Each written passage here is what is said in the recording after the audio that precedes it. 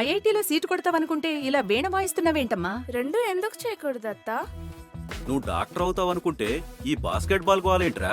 Tension పడకు మావయ్య, రెండు చూసుకుందాం. అలా ఎలా కుదురుతుంది? రెసిడెన్స్ స్కూల్స్ తో మంచి చదువుతో పాటు ఆల్ రౌండ్ డెవలప్మెంట్ ఇప్పుడు సాధ్యమే. రైట్ ఏజ్ లో రైట్ ఫౌండేషన్ తో రెసిడెన్స్ స్కూల్స్ ఇప్పుడు హైదరాబాద్ అంతటా. భార్య వంటగదిలో భర్త సామూహిక పోరాటం.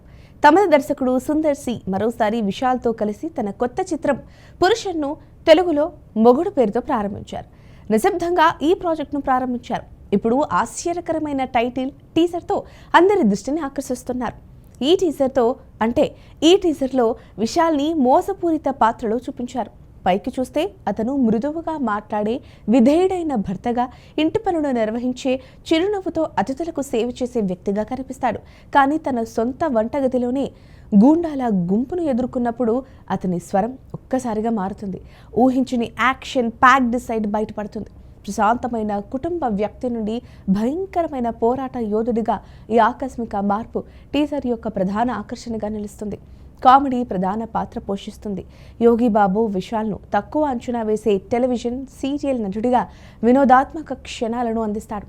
కానీ అతని నిజస్వరూపాన్ని చూసి ఆశ్చర్యపోతాడు. తమన్నా విశాల్ భార్యగా కనిపిస్తుంది. కుటుంబ సెటప్కు మరియు ఉల్లాసమైన క్షణాలను జోడిస్తుంది.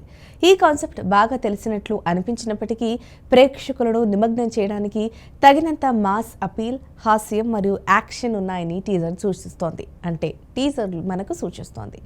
Hip hop, Tamizha background score ఉత్సాహాన్ని జోడిస్తోంది. అయితే టీజర్ కొంచెం సాగుతీసినట్లుగా అనిపిస్తోంది. మొత్తం మీద మొగుడు, కుటుంబ మరియు యాక్షన్ ఇష్టపడే ప్రేక్షకులను లక్ష్యంగా చేసుకొని ఒక రొటీన్ అయినప్పటికీ ప్రేక్షకులను మెప్పించే ఎంటర్టైనర్ అని హామీనిస్తోంది.